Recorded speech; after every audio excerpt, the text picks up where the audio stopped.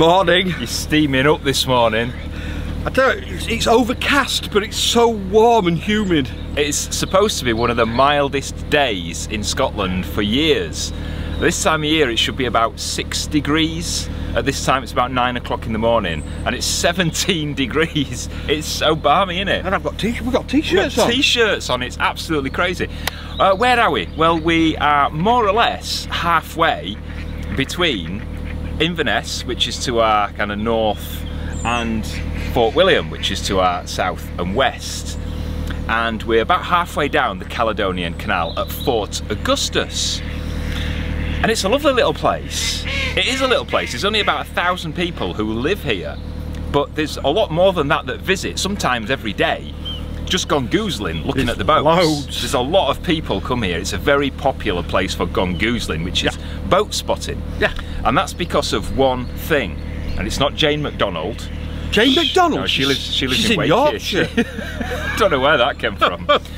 It's the Fort Augustus locks, a set of 5 staircase locks. You remember the Bingley Five Rise in Yorkshire on the Leeds and Liverpool? Imagine that, but really hyped up. Bigger. So bigger, longer, deeper, wider, and even the mallards are excited about it.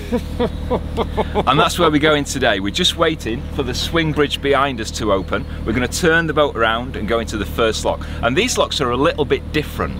You'll see why when we get there. Once we get to the top, we're going on to another lock, Loch Oich. Loch Oich. And we're going to see another castle, with a castle called Gary. I don't know where they got that from. I don't know.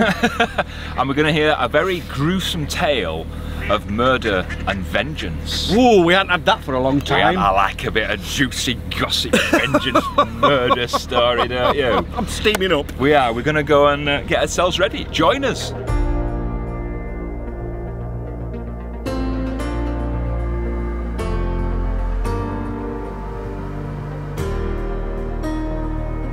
It's the second biggest flight of locks on the whole of the Caledonian Canal, and they were built as part of a 5-mile man-made stretch which links Loch Oich, which is to our west, and Loch Ness, which is where we've just come from.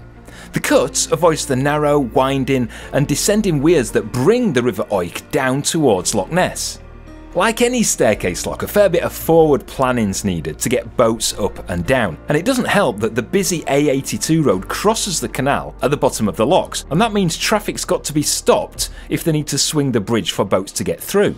The lock operation and all the boat movements are coordinated by a team from Scottish Canals, and they give us plenty of instructions on what to do and what to expect. So now we've just got to wait for the bridge to swing, which, by the sound of it, is right now.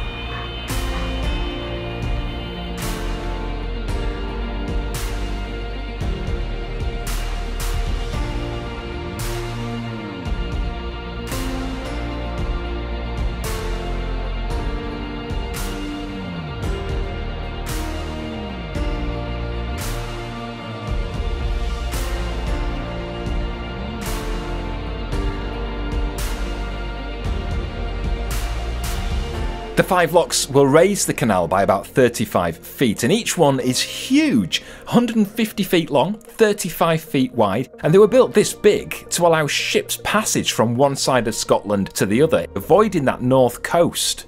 Nowadays it's mostly leisure cruisers, and we've got 2 of them joining us as we climb the locks today. As we come into the bottom lock, we throw our line up to one of the lock keepers who are waiting for us, and we switch off our engine. This is where things are a bit different from how we use staircase locks in England. Here, we pull the boat through the lock using our lines.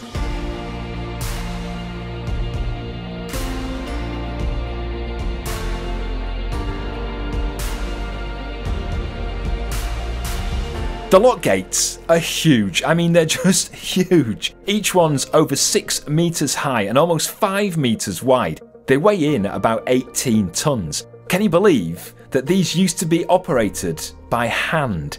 Back when the canal was built, the gates were moved using capstans. Now, these things are similar to the type that you find on ships and in shipyards, where they'd be used to shift big, heavy objects using ropes and chains and big planks of wood. Now, in the olden days, long pieces of wood would fit into these holes, and a group of boatmen or lockkeepers would walk round in circles, push in the wood and the capstan round and round in circles, and that opened the lock gates and it lifted and lowered the gate paddles. all the locks were mechanised in the 1960s, and since then it just takes the push of a button, moving of a lever, and then the electricity and hydraulics do all the hard work.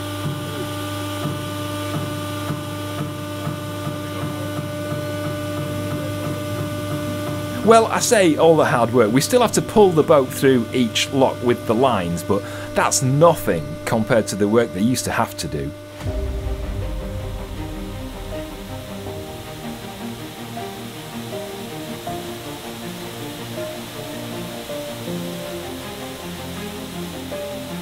The views haven't changed much. In the 200 years since the locks were built, the buildings all look the same as they always did. There's pubs and some small shops and local traders, and they all line the staircase as it climbs from the mist-covered Loch Ness. It's almost like a different world.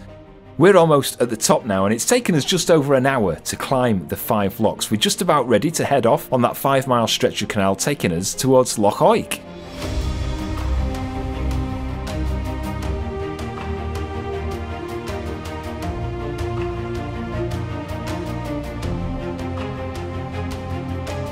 So that's the Fort Augustus locks completed. I actually thought that was a better experience than the Bingley Five Rise. Oh god, yeah. Because the Bingley Five Rise is 5 staircase locks too, but you're really squeezed in, so you're like right up against the lock wall, and your bow is right up against one gate and your stern is right up against the other, and you've usually got a boat next to you, And the locks are leaky, and yeah, the gates leak a lot. If you go back to our original vlog on the Bingley Five Rise, it actually flooded our engine bay because it came out that much, and a couple of other vloggers have had the same experience. Yeah. I think the only difference is you have to pull your boat through there. yeah, you've got to turn your engine off. Sean's got a poorly arm, let's not talk about why, but Sean's got a poorly arm, so it didn't help. We're now back on the man-made part of the Caledonian Canal, and we've got 2 more locks, as in lock gate locks to go through. We've got Loch Kytra, which is just in front of us. It sounds like a hero from Power Rangers, doesn't it? Kytra. And then Loch Collocky, which is a bit more Scottish sounding. That's more Scottish. Which will take us on to Loch Oik, the lock, not the lock. This is where sign language would come in handy, wouldn't it? Yeah. Like lock or lock. Lock. They are pronounced different though. Lock. Loch or lock. Lock.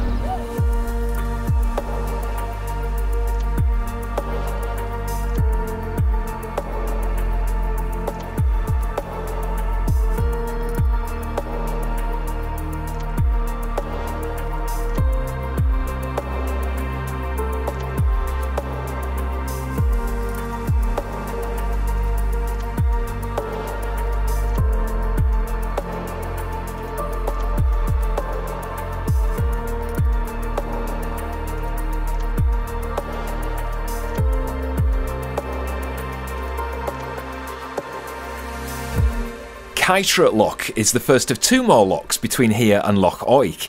It's one of the most peaceful places on the canal, with the rolling highlands rising up behind those big imposing lock gates that are opening as if it's allowing us entry to the mountains beyond. Just like at Fort Augustus, as we come into the lock, we throw our lines up to the lockkeeper who's waiting for us. He secures them and drops them back down to us. And then we've got to hold the lines to keep the boat steady while water pours in through those top gates and tries to push us backwards. Not today though, although the current is trying its best to embarrass us.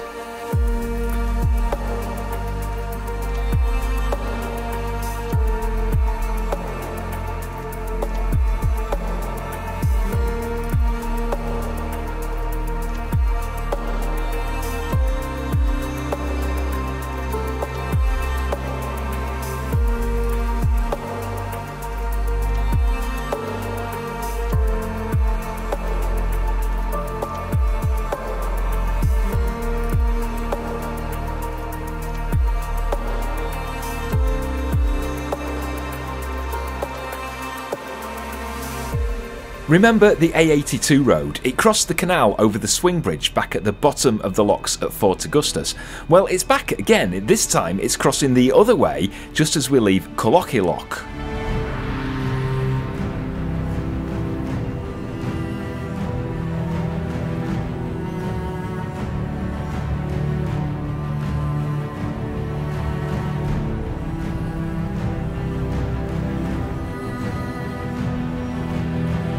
After we come out of the lock and past the swing bridge, we come out onto the highest point of the Caledonian Canal. This is Loch Oich.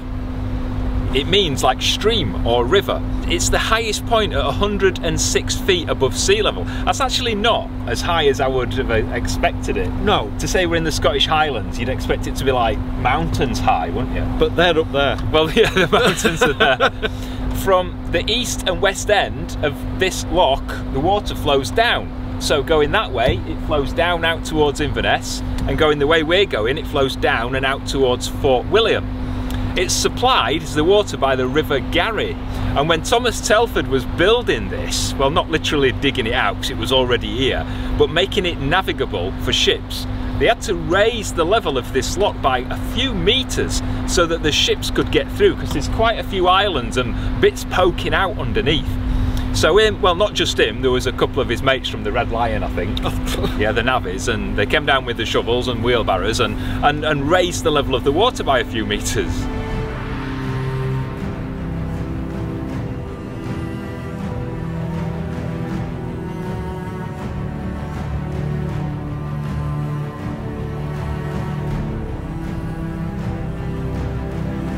Just coming up to Invergarry on our starboard side. Do you know what Invergarry means then? Have you learnt anything? I have. It's where the river meets the loch, or the waters meet. Yes, so the River Garry, which is just back there, meets Loch Oich. There's a castle here called Invergarry Castle, and back in the days of the clan feuds and the Jacobite rising, this was a particularly good stronghold to be in control of. It's on Ravens Rock. Can we go and have a look? We can. It was once the main residence of the Chief of Clan MacDonald of Glengarry. But this isn't the first castle to be built here. There were at least two more before this one, and legend has it that the original was built with stones and they were passed hand to hand by a chain of clansmen from Ben T, which is a mountain about 5 miles west of here. The first castle ended up being burnt down on the orders of Oliver Cromwell during the Civil War, and this one was built at the end of the 17th century. Although it's in ruins now, it was a 5-storey L-shaped building, and it had this huge 6-storey tower. It's said that Bonnie Prince Charlie came here twice during the Jacobite risings, and it was after his forces were beaten at the Battle of Culloden in 1746 that the Duke of Cumberland had had enough, and he had the castle partially blown up to stop people using it again. 275 years later, and these big, strong, stout stone walls have survived the centuries, and they serve as a reminder of its history, which is more than can be said for this former trawler. Laying in the shallows of the loch outside the castle is the Ela Barn. It's Gaelic for white swan, and it was a wooden herring drifter which at the end of its working life was converted to carry passengers and took them on trips along the loch. She ended up grounded here during a storm about 10 years ago, and she's been here ever since. There's been hopes of rescuing and refloating her, but with every passing storm she's gradually breaking apart and slowly disappearing into the loch.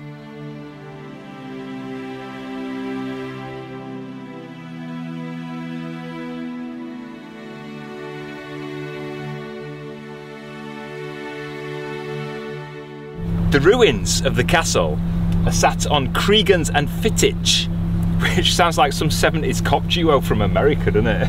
Creegans and Fittich. You can imagine a theme tune, can't you? And which means Ravens Rock. And it sounds like that place on Game of Thrones, doesn't it? Ravens Rock. Knots Landing, is it? Knots Landing. No, that's an American 80s soap. What am I thinking of? King's Landing. King's Landing. No, that's not what I'm thinking of. It's Summit Rock, Casterly Rock, is it? Where the Lannisters come from. Something like that, yeah. Sugar, tea, and coffee Lannisters. There you go. I always thought Knots Landing were about aeroplanes. Bizarre.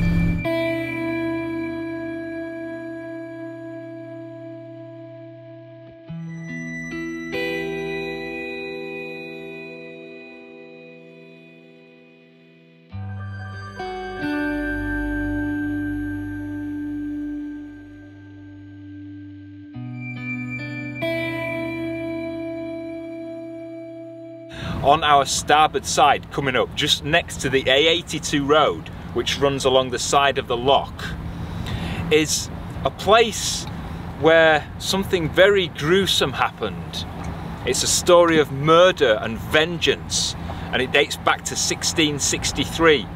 And the only reason we're stopping is it's got a nice takeaway because Sean's a bit peckish. Back in 1663, Alexander and Ranald MacDonald were two leading members of the MacDonald clan at Keppoch, and they were stabbed to death by their uncle and cousins near Roybridge. In an act of vengeance, letters of fire and sword were issued against Alexander MacDonald and his 6 sons, and Archibald MacDonald, the warrior poet, was sent with a team of 50 men to go and avenge the murders. They set out and got to the MacDonald home at Inverlair, where the 7 killers were murdered and decapitated.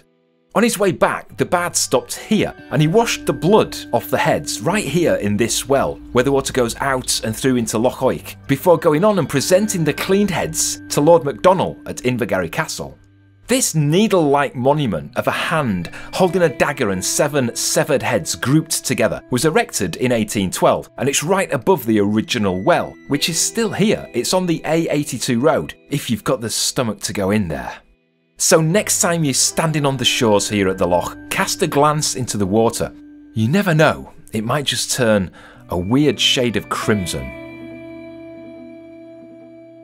And that's the story of the Well of the 7 Heads. Bit grisly, innit? Bit grim. The well is proper grim, and it's hard to describe the smell. Remember when you were a kid and your granddad used to use the bathroom? Oh! It's a bit like that. It smells a bit like kind of cabbagey death. Yeah, let's move on, shall we?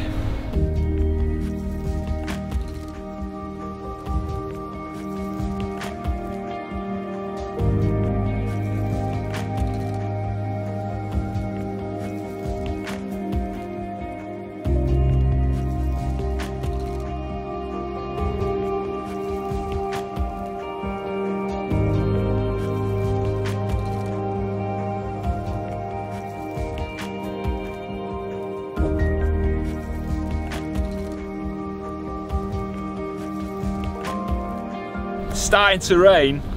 Timed it just right though, because we're nearly at the mooring we're going to spend tonight. Sean's gone downstairs to steer the boat from in there. This is Lagan Avenue. It's really nice. When Thomas Telford was having the canal dug out at this point, all the spoil that they dug out was piled up at each side to create the bankings. And because of the ships coming through, the bankings needed to be pretty solid. So they planted thousands of fir trees along each side of the bank. And over the years, they've grown, as you can see, into this brilliant channel, this avenue of fir trees that's going to lead us down to the next loch. Although I think we might be mooring up before we get there.